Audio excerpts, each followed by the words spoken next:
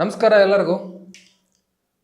ತುಂಬ ತಲೆನೋರಿ, ಏನು ತಲೆನೋರಿ ಅಂತ ಹೇಳ್ತಾರೆ.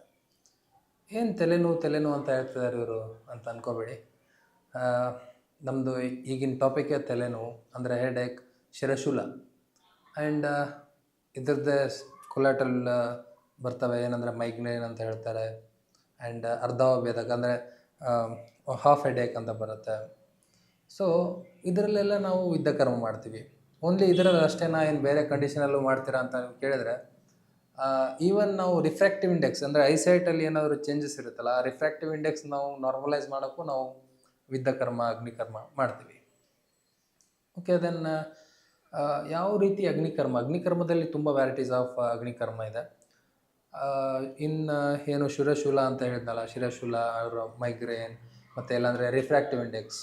ಸೊ ಇದರಲ್ಲಿ ನಾವು ಯಾವ ಥರ ಅಗ್ನಿಕರ್ಮ ಯೂಸ್ ಮಾಡ್ತೀವಿ ಅಂತಂದರೆ, ಸ್ವರ್ಣ ಶಲಾಕ ಅಂತ, ಅಂದರೆ ಗೋಲ್ಡ್ ಮೆಟೀರಿಯಲಿಂದ ಯೂಸ್ ಮಾಡಿರ್ತೀವಿ. ಗೋಲ್ಡ್ ಮೆಟೀರಿಯಲಿಂದ ಪ್ರಿಪೇರ್ ಮಾಡಿರುವಂಥ ಒಂದು ಇನ್ಸ್ಟ್ರೂಮೆಂಟನ್ನು ನಾವು ಯೂಸ್ ಮಾಡ್ತೀವಿ ಅಗ್ನಿಕರ್ಮಕ್ಕೆ.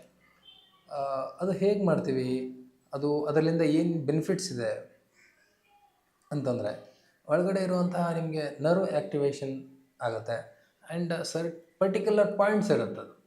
ಆ ಪರ್ಟಿಕ್ಯುಲರ್ ಪಾಯಿಂಟ್ಸಲ್ಲಿ ನಾವು ಯುದ್ಧ ಕರ್ಮ ಅವ್ರ ಅಗ್ನಿಕರ್ಮ ಮಾಡೋದ್ರಿಂದ ನರ್ವ್ ಆ್ಯಕ್ಟಿವೇಶನ್ ಆಗುತ್ತೆ. ಆ್ಯಂಡ್ ಏನು ಕಾಸ್ ಇರುತ್ತಲ್ಲ ಅದು ಸೆಟಲ್ ಡೌನ್ ಆಗ್ತಾ ಬರುತ್ತೆ.